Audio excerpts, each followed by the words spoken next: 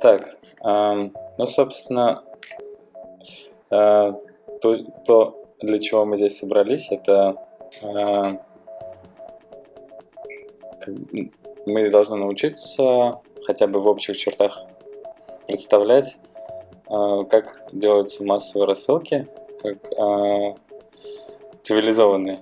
Не те, которые спам, а как, в принципе, люди, компании там взаимодействуют с помощью имейла со своими покупателями, клиентами, ну, в нашем случае с какими-то участниками движения, наверное. Вот. Я думаю, что всем вам так или иначе может это знание потом пригодиться, не обязательно в сообществе, может быть где-то еще. Вот. Давайте как бы начнем. Сегодня я покажу на реальном примере. У нас периодически бывает там раз в месяц там, или раз в неделю, то есть с неопределенной периодичностью мы рассылаем письма по нашей пока еще не очень большой базе подписчиков, но когда у нас что-то происходит, мы всегда рассылаем. Вот. И сейчас у нас повод есть. Это то, что перевод скайпа, он как бы находится на стадии бета-тестирования, перешел в такую стадию. Я думаю, что есть смысл сообщить об этом всем. Вот сегодня мы попробуем это сделать. Но для начала я бы, прежде чем любую кампанию делать, наверное, нужно подготовить материалы, тексты, там, ну, если вы уже рассылаете, наверное, у вас все готово. Вот. А в нашем случае у меня уже все готово. Сейчас я покажу.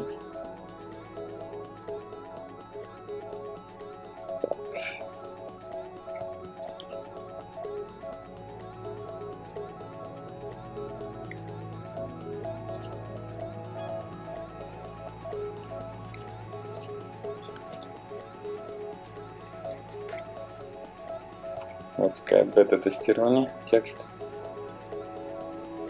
Ну, многие, наверное, уже видели этот текст, получали через социальные сети. В принципе, одну и ту же информацию можно доставлять разными каналами. Вот. Я думаю, что email один из более-менее эффективных. То есть нельзя только полагаться только на соцсети или там, например, там, только на SMS. Там. Вот. В случае с какими-то такими проектами общего характера имеет смысл рассылать везде. Вот. Потому что в основном мало кто пользуется имейлом, что как бы странно. Вот я просто подготовил текст, я подготовил картинку, она мне сегодня пригодится.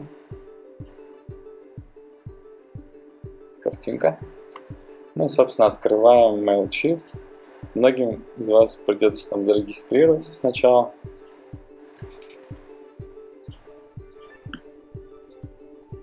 Ссылку вам посылаю всем.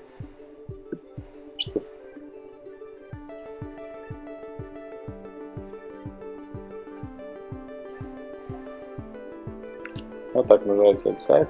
Но я уже зашел, залогинился. И как бы здесь какие есть главные сущности, которые нужно понимать, чтобы вообще пользоваться этим. Кроме вашего персонального аккаунта, вот видите, это мой персональный аккаунт, собственно, есть автономно от этого какие-то компании, от лица которых происходит рассылка. Ну, в моем случае мы рассылаем письма от башкирских проектов. Вот она как бы отображается.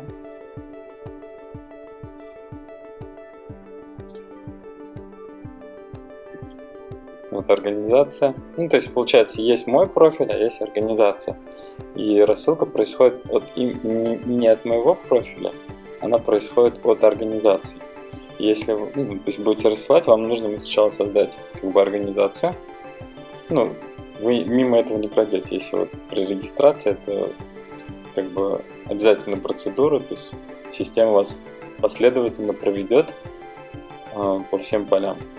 То есть нельзя мимо этого пройти, либо присоединиться к какой-то уже существующей организации. Например, я могу добавить сюда других участников.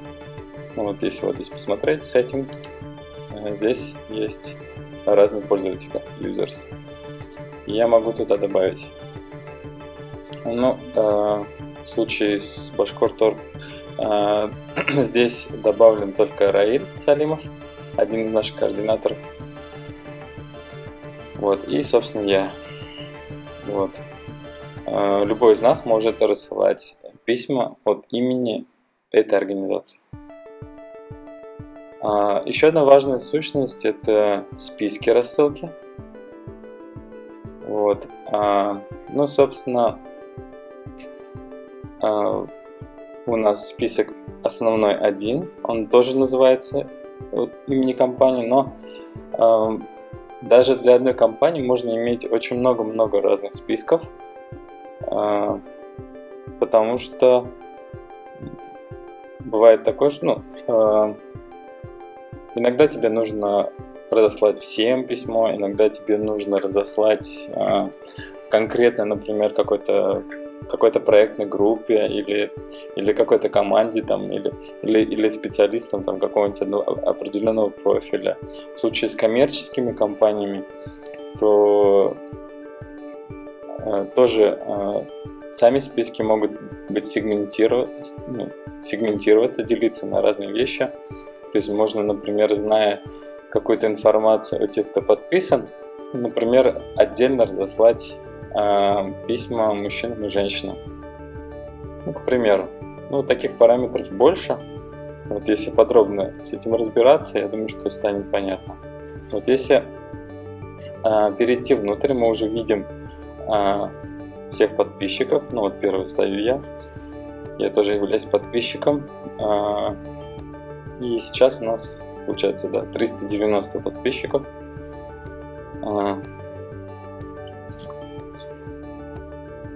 Можно, если у вас, например, есть, если вы ввели подписку, например, какими-то другими каналами и переезжаете на MailChimp, то можно экспортировать этих людей. То есть это как бы вполне легально, то есть никаких проблем с этим не возникнет. Просто когда будут приходить письма пользователям уже из новой системы, их будет спрашивать, то есть хотят ли они получать эту рассылку, все ли правильно, что их добавили. Вот. Для этого используется экспорт. То есть нет, не экспорт, импорт. Вот здесь с помощью добавить пользователя можно добавлять по одному. Вот здесь можно добавлять по одному. Можно импортировать из текстового файла. Текстового, на самом деле очень много разных способов. Можно из своего контактного листа добавлять, можно способов реально очень много, можно самому экспериментировать, пробовать. Мне чаще всего приходится добавлять с помощью текстового файла. Потому что у нас анкеты сделаны через форму, и туда люди посылают свои имейлы. Есть встроенные формы, то есть можно, например, на свой сайт добавить автоматическую форму добавления. Вот здесь это находится, Sign Up Forms. И здесь система предлагает несколько вариантов, какие формы вам нужны. Можете на самом деле хоть всеми пользоваться. Чаще всего, если, например, встраиваете на сайт, это вот такой тип формы. Вот у нас он есть, он используется на нашем сайте. И когда вы туда заходите, собственно, вам предлагается довольно такой простой конструктор, как сделать эту форму. Вот. Вот она показывается. Вы можете изменять формулировки, какие-то параметры изменять, добавлять, убавлять поля. Вот. И в конце концов вам выдается код, который вы можете скопировать и встроить в шаблон вашего сайта. И после этого, соответственно, в нужном месте на сайте оно начнет отображаться. Можно не встраивать шаблон, если вы не разбираетесь во всех этих там HTML, CSS, прочих делах. Вы можете просто скопировать ее на страницу, иметь на сайте какую-то страницу подписки, если это нужно. То есть просто, на самом деле все просто. Скопировал и в процессе как бы то есть реально форму можно конструировать простую, сложную, можно в конце концов изменить весь дизайн. Параметров настройки очень много. Но я, например, выбираю самое простое. У нас всего одно поле и одна кнопка. Почему так? Потому что чем больше вы добавляете разных параметров, разных полей для заполнения, тем меньше шансы, что ее заполнят. А когда, например, у вас одно поле, самый важный, email, то есть тот адрес, на который вы посылаете, если вам не нужно там сегментировать, какие-то там сложные манипуляции делать со всеми этими списками, то вам достаточно одного поля. Вот, здесь вот есть разные варианты. Вот Super Slim — это как раз самая простая форма. Вам не нужно ничего настраивать. Вот она вот какая есть, она уже готова дается. Можно взять без стилей форму, то есть и потом самому написать стили для этой формы.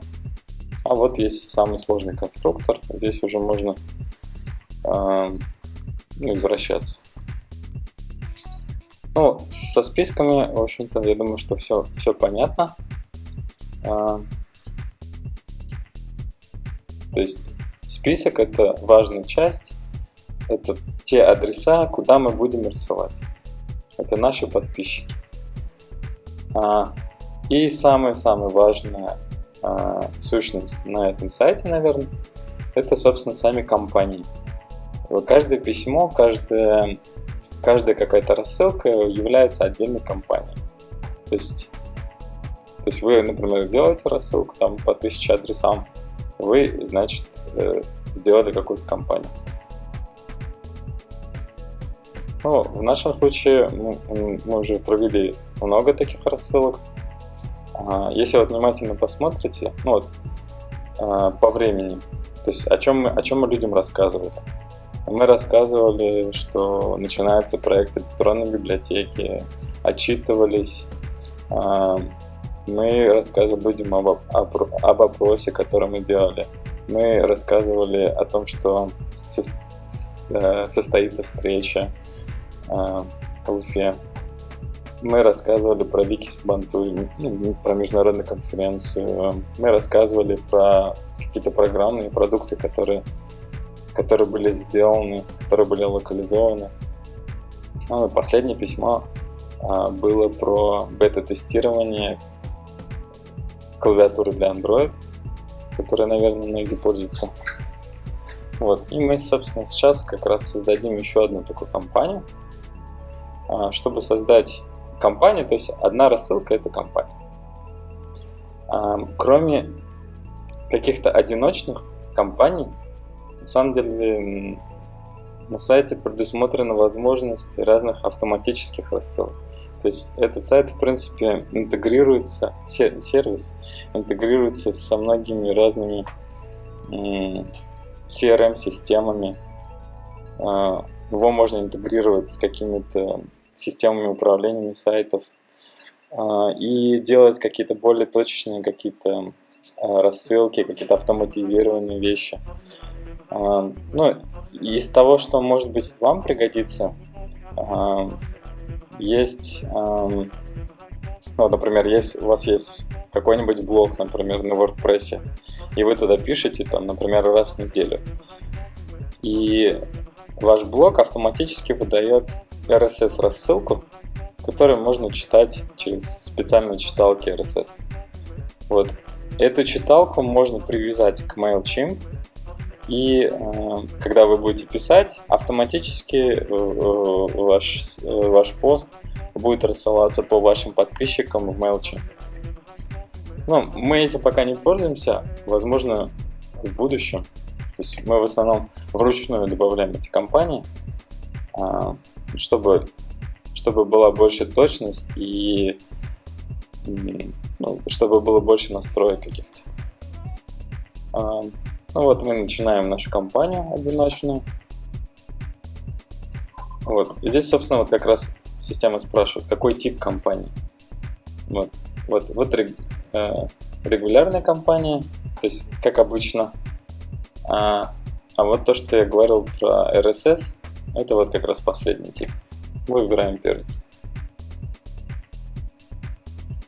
Затем мы выбираем тот список подписчиков, по которым мы будем рассылать. Ну вот мы выбираем наш обычный список. И дальше система спрашивает, кому мы будем рассылать. Здесь есть несколько важных моментов. По умолчанию мы рассылаем всему списку.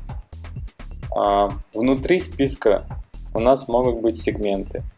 То, о чем я говорил раньше, то есть поделенные, то есть пользователи выделены там по каким-то параметрам, какие-то с какими-то особенностями.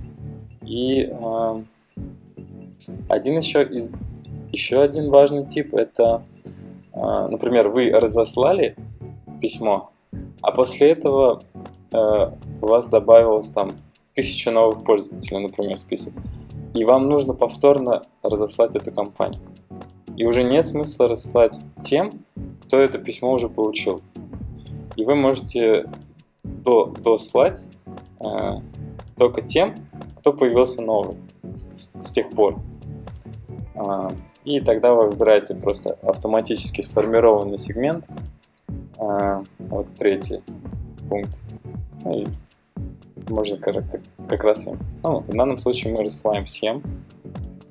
И здесь как бы все очень просто реализовано. То есть ваша система вас движет то есть вы перемещаетесь четко. Вы не можете у вас нет кучи опций, вы последовательно все делаете. Это на самом деле очень просто и удобно. Вот мы нажимаем Next и переходим к следующей стадии, к следующему этапу.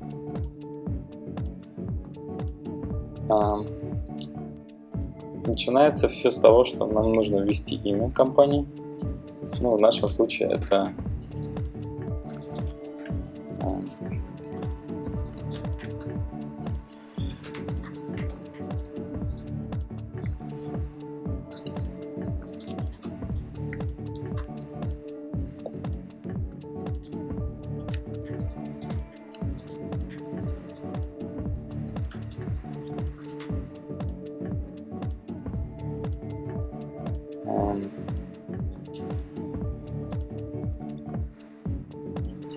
первое поле — это то, как для вас, то есть просто как email файла, то есть как эта компания у вас будет в списке отображаться. А второе поле — это уже тема письма, которую будут видеть подписчики. Далее идет от кого вы, от чего имени вы рассылаете. На самом деле это может не быть конкретно какое-то имя, это может быть название компании, это может быть, то есть кто рассылает, от чего имени вы обращаетесь. И дальше email, от которого как будто бы все отсылается. Как правило, у нас есть опции, мы можем либо отсылать от имени координатора, например, здесь в данном случае как раз вот от имени координатора, либо мы можем выбрать электронную почту проекта. Вот. Собственно, это самое важное. Тут есть дальше разные настройки. С чем они связаны? Дело в том, что все эти основная функция всех этих систем рассылки даже не в том, чтобы разослать письма, а в том, чтобы смотреть, как пользователи реагируют на эти рекламные или информационные кампании. То есть когда вы заходите и читаете письмо в почтовой программе или через веб-браузер, все эти сервисы, они наблюдают за вами, что вы делаете, куда вы нажимаете, то есть сколько вы времени проводите. Вот такие вещи, то есть сервис может показывать их нам, если мы поставили соответствующие настройки. Но по умолчанию стоят самые-самые только необходимые какие-то вещи, типа нажатие на какие-то ссылки, кнопки, открытие письма, то есть самые-самые базовые вещи. Мы, например, не наблюдаем подробно за действиями пользователя, но вообще это возможно при желании. Все, мы ввели вот основную информацию. Переходим дальше.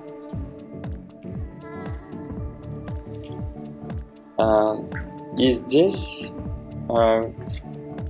система нам предлагает выбрать шаблон письма, как и в любой другой программе, в любом другом приложении.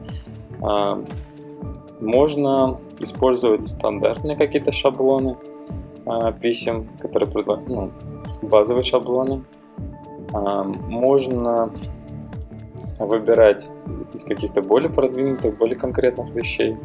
Например, вот тут есть темы, очень-очень много разных тем. Здесь, на самом деле, я думаю, что каждый сможет себе найти что-то подходящее.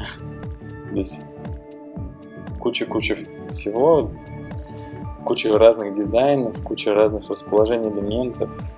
И когда вы это все откроете, вы на самом деле много из картинок, тексты вы все можете поменять. Так что, как правило, если вы не дизайнер, вы найдете себе что-нибудь, наверное. В нашем случае у нас есть определенный шаблон уже для писем. Например, сейчас я покажу. То есть здесь вот показывается наше предыдущее письмо в картинку. Это campaigns, то есть наша компания. И если вы внимательно посмотрите, у нас они все почти одинаковые. Это просто сделано для удобства и упрощение коммуникации с пользователем. То есть они, когда открывают наши письма, они видят, что оно примерно вот так выглядит, и значит, это наверное, вот эти люди. То есть даже не вчитываясь, от кого письмо пришло, что да как, то есть если они откроют, они примерно понимают, от кого, и то есть стоит его читать или нет. Я выберу одно из последних писем. Я думаю, что достаточно удобно будет просто его переделать. Открывается редактор. Он достаточно продвинутый. Как это работает? Вот это все письмо, оно состоит из кучи блоков. То есть я навожусь, и каждый блок, он отдельно редактируется. И если блоков, например, не хватает в письме, или вы с нуля проектируете этот шаблон, сбоку как раз даны всякие штуки, которые помогут собрать все что угодно. То есть это конструктор. Есть типы блоков, которые можно добавить. Можно текст добавить, можно разделитель добавить, можно картинки добавить, социальные кнопки, все что угодно. То есть вы можете собрать вообще, в принципе, любой шаблон здесь. Не нужны никакие HTML-редакторы, это все не нужно. Если кто-то хочет чего-то более тонкого, если хочет поиграться с параметрами и разбирается в дизайне, то принципе, это тоже можно сделать. То есть, я думаю, что большинству из вас это не нужно. Ну, в моем случае я не буду доделать шаблон, у меня почти все сформировано. Первым делом мне нужно заменить картинку. Нажимаю на картинку и вижу, что выходят настройки этого блока. Я его заменяю. Вот у меня выходят все картинки, которые у меня загружены в моем аккаунте. Я загружаю новую.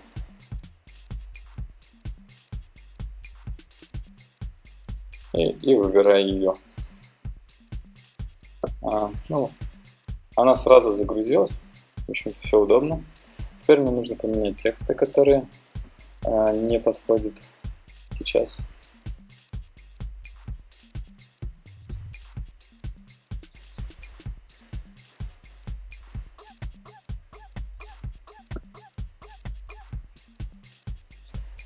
И так, вот у меня вышел редактирование основного текста.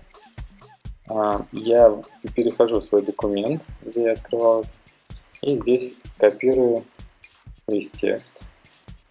Перехожу в MailChimp обратно и заменяю то, что мне не подходит.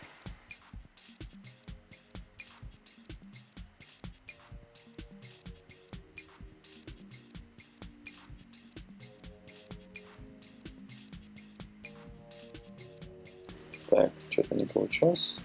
Так.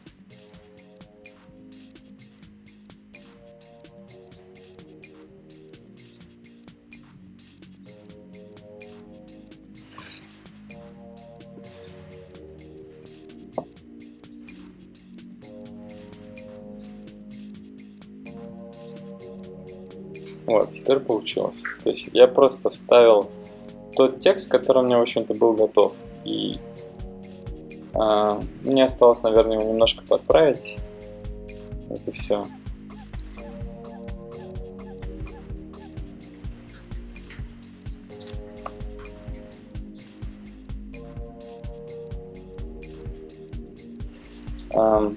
Что касается заголовков, я думаю, что здорово, если вы сами умеете писать тексты, умеете обращаться к пользователям. Я обычно стараюсь придерживаться каких-то более простых обращений. То есть, если обращаюсь, то обращаюсь к пользователям так, как если мог обратиться к ним при встрече. То есть, если мне что-то нужно, я прямо об этом их прошу. И это достаточно удобно. Наверное, пользователи в большинстве своем не очень любят все эти канцелярские обращения, какие-то прочее. Просто они устают от них. Особенно если это много.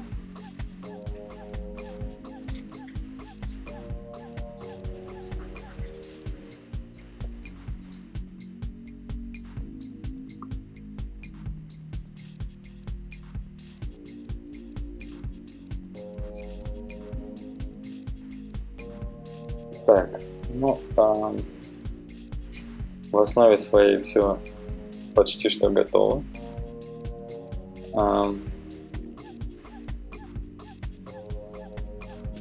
Сам текст, он уже до этого был тщательно просмотрен и продуман, когда писался. И мы в нем, то есть еще раз проверяем письмо наше. И если нас в целом все устраивает, уже можно будет его отправлять. Здесь нужно обратить внимание на один момент. Значит, внизу есть определенный блок метаинформации, системной информации для всех рассылок такого вида. То есть обычно пишут, кто рассылает, добавляет туда ссылки на то, чтобы можно было легко отписаться от этих рассылок, какую-то дополнительную информацию, связанную с с копирайтом. Ну, в нашем случае все просто. У нас автоматически просто добавляется название компании, адреса, то есть имена тех, кто рассылает, адрес добавляется. То есть все по-простому. Вот та информация, которую мы добавляли в форме добавления компании, то есть нашей организации. Вот. Если здесь не совсем вам понятно, как все выглядит, есть одна важная штука наверху, называется Preview and Test. Соответственно, вы можете более удобно посмотреть это. Вот, мы перешли в режим предпросмотра. Вот, и мы видим, как это реально будут видеть читатель. Слева вариант просмотра на компьютере. Так, если честно, меня не все устраивает. Сейчас я переделаю немножко.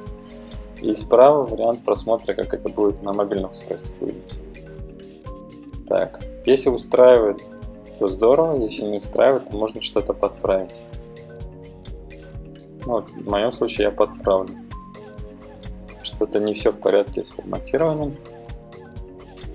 Есть такая штука, можно очистить форматирование. Clear Styles. И шаблон автоматически подставит те стили, которые заданы по умолчанию для этого шаблона. Удаляем лишние штуки ненужные.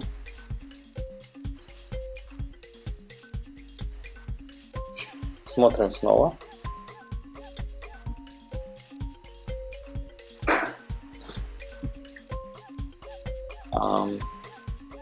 Но вот сейчас уже более-менее.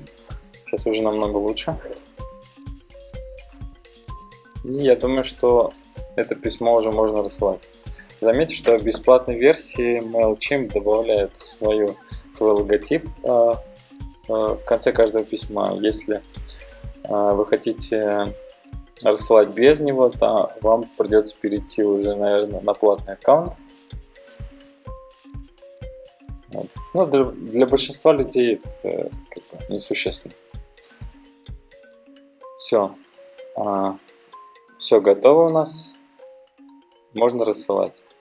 Переходим дальше. И здесь какие-то дополнительные вещи. Он показывает, все ли в порядке, есть ли какие-то проблемы. Если какие-то есть проблемы, он на этой странице он покажет и предложит вам это исправить. В моем случае у нас не до конца настроены какие-то социальные карточки. Это значит, не встроены механизмы для соцсетей. То есть нельзя нажать на лайк, нельзя нажать на поделиться прямо из компании. Но вообще это можно сделать, и тогда даже здесь бы стояла галочка, что все в порядке. В остальном у нас все в порядке, и меня это устраивает. И здесь две важные кнопки. Вариант 1. Эту кампанию можно разослать прямо сейчас. То есть вот кнопка Send. Если я на нее нажму, в этот момент письма начнут рассылаться. И второй вариант. Можно поставить ее на рассылку по некому расписанию. Например, вы создали письмо ночью, а хотите, чтобы оно утром отправилось. Это можно сделать. Я вот нажимаю на Schedule, и он мне предлагает выбрать время, когда оно будет рассылаться.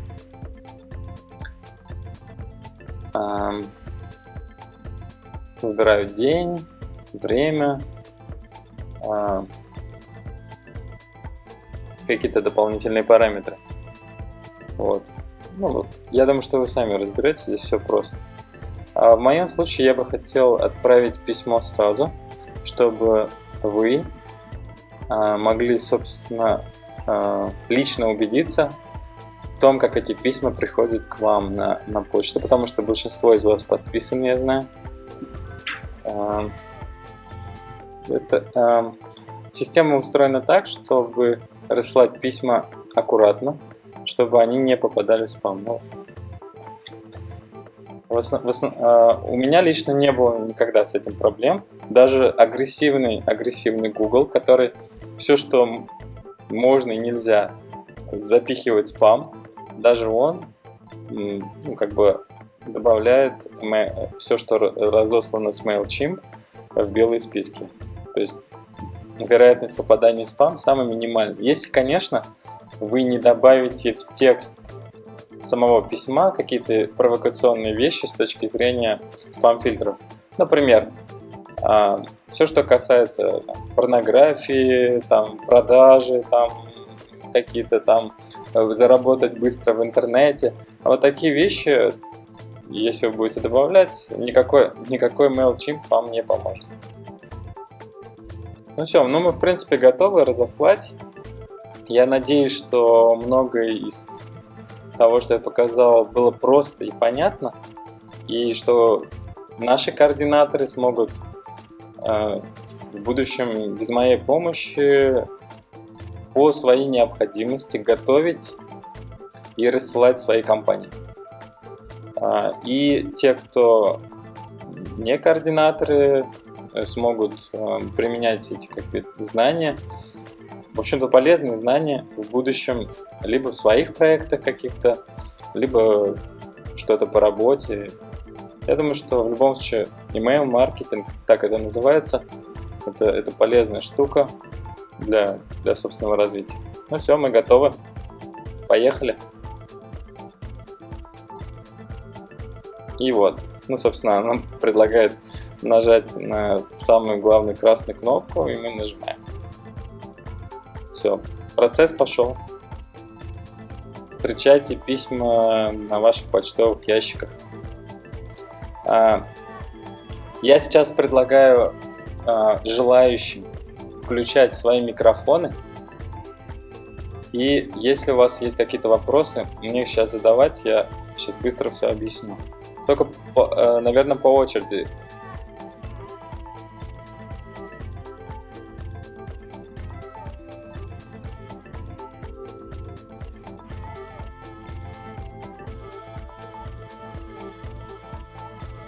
Есть ли у кого-нибудь вопросы?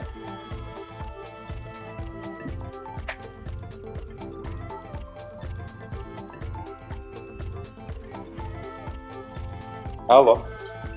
Все понятно вроде? Это Ренар? Да.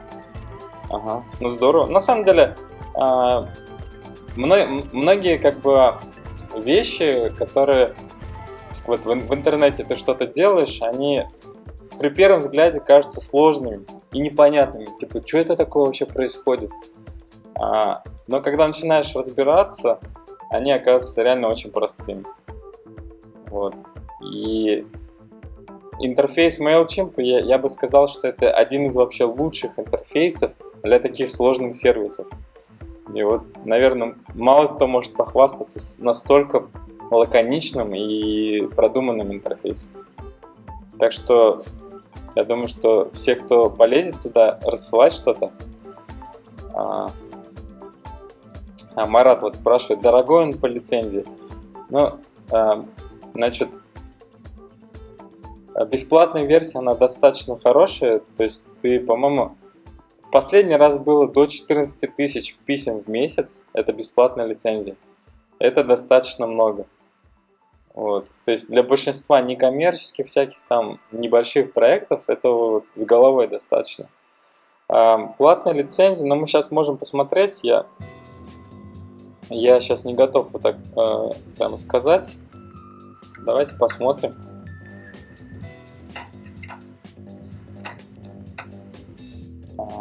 Вот, upgrade аккаунт. И здесь есть несколько планов, походу.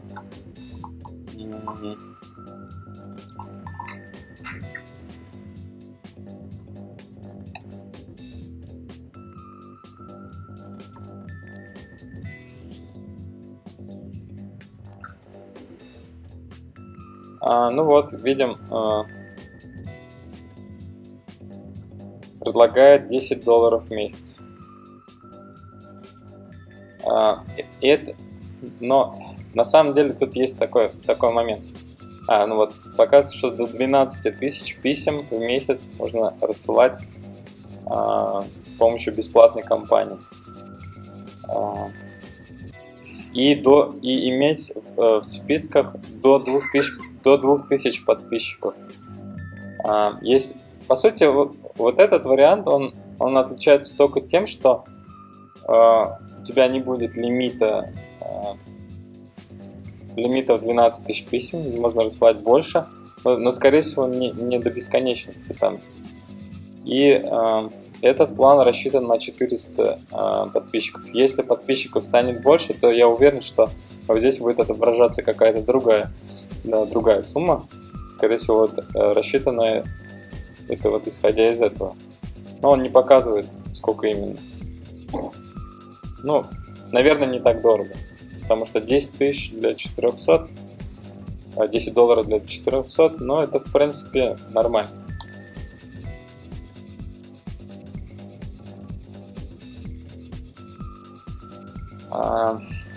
Сейчас давайте посчитаем. Если, например, вот Марат опять спрашивает, если мы рассылаем письма раз в неделю, и у нас до скольки подписчиков мы можем иметь на бесплатном аккаунте? Получается 12 тысяч делим на 4, и до 3000 человек подписчиков мы можем иметь. Я думаю, что это еще не скоро. Потому что даже в социальной сети у нас пока 4000 пользователей. В ближайший год-два, наверное, не понадобится.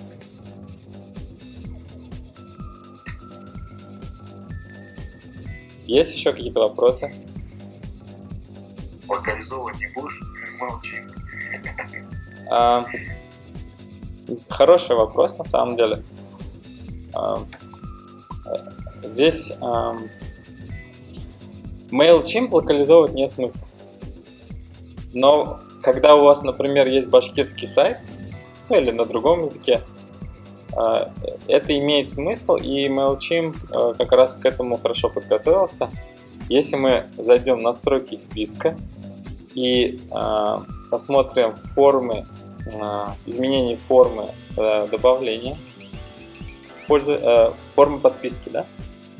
Вот форму подписки как раз можно изменять. Вот, если мы выбираем General Forms, то есть основная форма, а здесь как раз есть инструменты, чтобы это изменить. Вот, как видим, наша форма подписки уже локализована. То есть, вот, я просто взял и перевел те тексты, как мне это нужно.